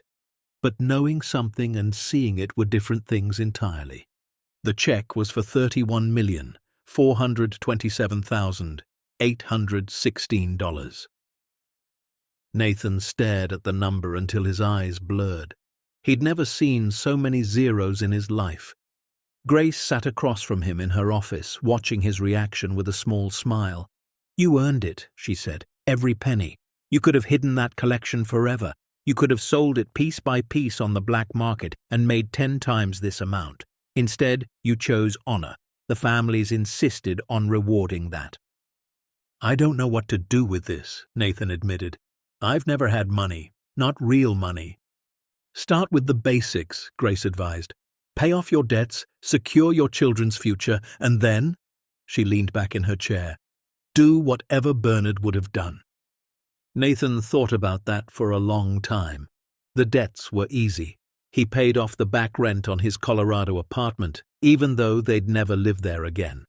He paid off the medical bills that had been accumulating since Elena's illness, the ones he'd been ignoring because there was simply no way to address them. He paid off his brother in California, who had loaned him money years ago and never expected to see it again. The trust funds were harder. He sat with a financial advisor for hours, trying to understand words like diversification and compound interest and tax-advantaged growth. In the end, he set up education funds for both children. enough to pay for any university they chose, any graduate program they dreamed of, any future they could imagine. And then he bought a house. It wasn't a mansion. It wasn't even particularly large. It was a modest cabin in the valley below Whitefall Summit, with 3 bedrooms and a wraparound porch and a view of the mountains that took his breath away every single morning. It had a workshop where he could tinker with engines, a kitchen where he could cook real meals, and a backyard where the kids could play without worrying about wolves or bears or men in black SUVs. It was home, their first real home in years. But the lodge was something different entirely. The idea came to him gradually, in pieces, like a puzzle assembling itself in his mind. He'd lie awake at night, staring at the ceiling, thinking about Bernard's sacrifice and the families who had lost everything and the treasures that had waited in darkness for so long. The vault was empty now. The paintings had been returned, the gold bars repatriated, the artifacts sent to museums and descendants across the globe. But the lodge itself remained, and so did the story it contained. "What if we turned it into a museum?" Nathan asked Grace one morning. "Not for the art, that's gone back where it belongs, but for the memory, for the monuments men and what they did, for the families who never stopped hoping." Grace's eyes lit up. "A memorial. And a retreat. A place where descendants can come to visit, to learn the history of what was taken from them. Maybe even a scholarship program for students who want to study art preservation." Grace paused, searching for words. "That's beautiful, Nathan. That's exactly what Bernard would have wanted." The construction took 18 months. Nathan oversaw every detail, working alongside architects and historians and museum curators who shared his vision. The vault was transformed into an exhibition space, its walls lined with photographs and documents and the few pieces that families had donated back as permanent loans. The main lodge became a visitor center, with galleries dedicated to the monuments men, interactive displays about the art lost during the war, and quiet rooms where families could sit and remember. The main gallery, the largest and most prominent, Nathan named after Eleanor, the Elena Cole Memorial Gallery, the sign read, "In honor of the woman who taught us that love outlasts everything." Lily had helped him choose the words. Marcus had helped him hang the sign. And when it was finished, all 3 of them stood before it in silence, tears streaming down their faces. "She would have loved this," Lily whispered. "I know," Nathan said. "That's why I had to do it." The museum opened on a crisp autumn day, exactly 2 years after Nathan had first driven up that frozen mountain road. The ceremony was small but meaningful. A few dozen guests, mostly descendants and historians and the team that had helped make it happen. Agent Reyes was there, and Grace and Earl and his friends. Even Maria Hoffman had made the journey from Vienna, her granddaughter pushing her wheelchair across the newly laid stone paths. Nathan stood at the podium, looking out at the faces before him. Some he knew well. Others he was meeting for the first time. All of them shared something, a connection to this place, to this story, to the legacy that had brought them together. 2 years ago, he began, his voice steady. I was a broken man. I'd lost my wife. I was failing my children. I couldn't pay my rent or fix my truck or see any path forward that didn't end in darkness. He paused, gathering himself. Then I got a letter about an inheritance no one wanted. A crumbling lodge in the mountains buried under snow filled with dust and silence. Everyone told me it was worthless. Everyone told me to walk away. He looked at Lily and Marcus sitting in the front row, their faces shining with pride. But I didn't walk away. And what I found here, it changed everything. Not just the treasure, though God knows that was enough to change anyone's life, but the story, the sacrifice, the reminder that ordinary people can do extraordinary things when they choose courage over comfort. He gestured to the lodge behind him, to the galleries and the gardens and the memorial that bore his wife's name. This place isn't about me. It's about Bernard Cole, who gave up 40 years of his life to protect something he believed in. It's about the monuments men who risked everything to save beauty from destruction. It's about the families who never stopped hoping, even when hope seemed foolish. He took a breath. And it's about Eleanor, my wife, the bravest person I ever knew. She taught me that love isn't something you hold on to. It's something you give away. She taught me that the measure of a life isn't what you accumulate, but what you leave behind. His voice cracked, but he pushed through. I didn't find treasure in these mountains. I found purpose. I found a reason to keep going when everything in me wanted to give up. And I hope that everyone who comes here, everyone who walks through these doors and learns these stories finds the same thing. He stepped back from the podium. The applause that followed was thunderous, echoing off the mountain peaks, carrying across the valley below. Years passed. The museum grew, attracting visitors from around the world. The scholarship program flourished, sending students to universities in New York and Paris and London. The retreat became a gathering place for descendants, for researchers, for anyone who wanted to connect with the history that lived within these walls. Nathan aged gracefully, the grey in his hair spreading, the lines on his face deepening. But there was peace in his eyes now, a contentment that had eluded him for so long. Lily went to college, studying museum curation just as she'd promised. She spent her summers at the lodge, leading tours and expanding the archives, building on the foundation her father had laid. She was good at it, patient and passionate and endlessly curious, the same qualities that had made her mother so remarkable. Marcus grew into a young man, tall and strong and steady. He worked alongside Earl, learning the mountain, learning the lodge, learning what it meant to protect something precious. When Earl finally retired, Marcus took over as the lodge's chief caretaker, a role he filled with quiet pride. And Nathan watched it all with wonder. One winter evening, years after the discovery, he stood on the lodge's front porch, watching the sun set over the snow-covered peaks. The sky was painted in shades of gold and crimson, the mountains glowing with the last light of day. It was the same view Bernard had seen for 40 years, the same beauty he had guarded in silence and solitude. But Nathan wasn't alone. Lily emerged from the lodge, home for the holidays, a cup of hot cocoa in each hand. She passed one to her father and stood beside him, their breath fogging in the cold air. "It's beautiful," she said softly. "It always is." They stood together in comfortable silence, father and daughter, watching the light fade from the sky. "Dad," Lily asked eventually. "Yeah?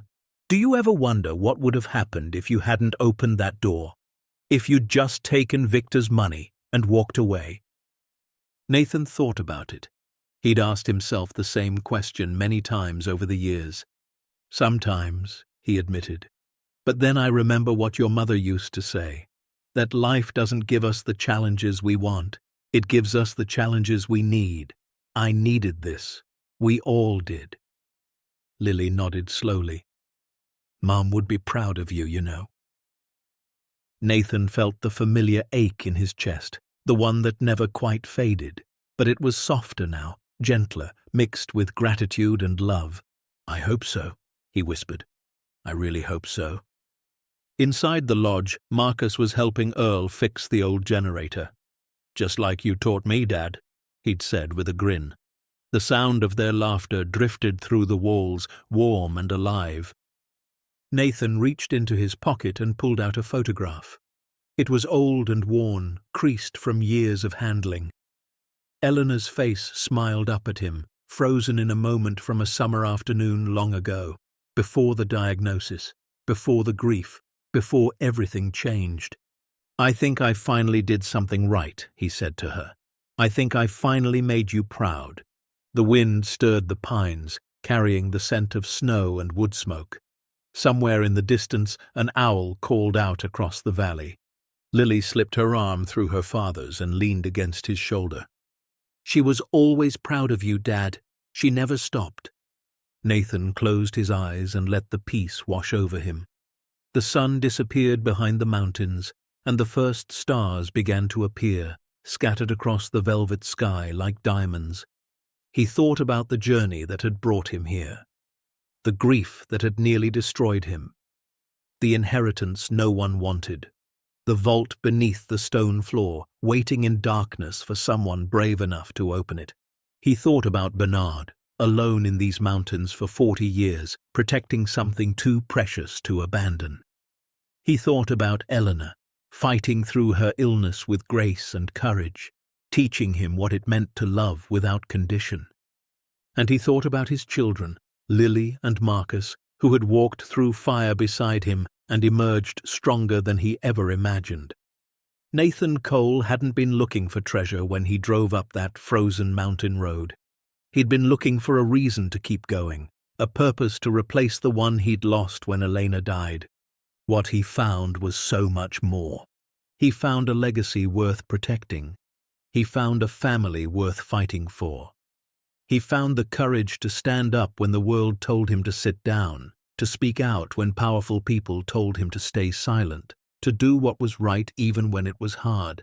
He found himself, and as the stars multiplied overhead and the cold mountain air filled his lungs, Nathan realized something that Bernard Cole had understood all those years ago.